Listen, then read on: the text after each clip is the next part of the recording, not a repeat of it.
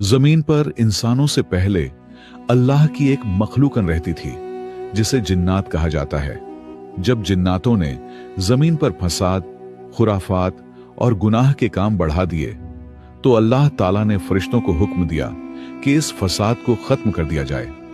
अल्लाह के हुक्म से फरिश्तों ने जमीन पर मौजूद तमाम जिन्नातों को खत्म कर दिया, लेकिन उन्हीं में से एक जिन्न का बच्चा जमीन पर बच गया। वह अकेला था, डरा हुआ था और रो रहा था। उस बच्चे का नाम एजाजील था। फरिश्तों ने उसका रोना सुना और अल्लाह की बारगाह में अर्ज किया, मौला, जिन्नात का एक बच्चा जमीन पर रो रहा है, आपका क्या हुक्म है? अल्लाह ताला ने फरिश्तों से फरमाया, इसे उठा लाओ और इसे तुम लोग तालीम दो। फरिश्ते एजाजील को उठाकर अर्श पर ले आए और उसे इल्म व तालीम देना शुरू किया।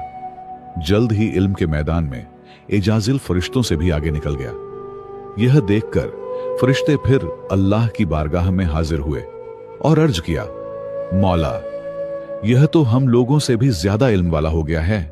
यह सुनकर अल्लाह ताला ने फरिश्तों से फरमाया, अगर ऐसी बात है तो तुम इससे तालीम हासिल करो।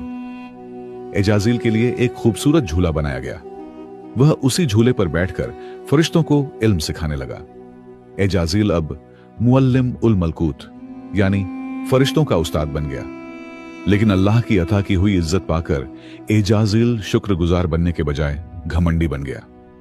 इसी दौरान अल्लाह ताला ने जमीन पर अपना खलीफा बनाने का फैसला किया। खलीफा ए अव्वल यानी हजरत आदम अलैहिस्सलाम को वजूद में लाने के बाद अल्लाह ने फरिश्तों के साथ साथ एजाजील को भी हजरत आदम को सजदा करने का हुक्म दिया। फरिश्तों ने अल्लाह का हुक्म मानते हुए हजरत आदम को सजदा कर लिया, लेकिन एजाजील अपने इल्म और इबादत के घमंड में बोला, मैं आग से बना हूं और आदम मिट्टी से बना है।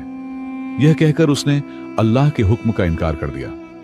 इसी नाफरमानी और तकब्बुर की वजह से अल्लाह ताला ने एजाजील को इब्लीस, शैतान बनाकर अपनी बारगाह से निकाल दिया। याद रखो, अर्श से फर्श तक जितने भी घमंडी हैं सब इब्लीस की जमात में होंगे। इसलिए अल्लाह का शुक्र गुजार करो, क्योंकि हर अहंकारी का अंजाम बेहद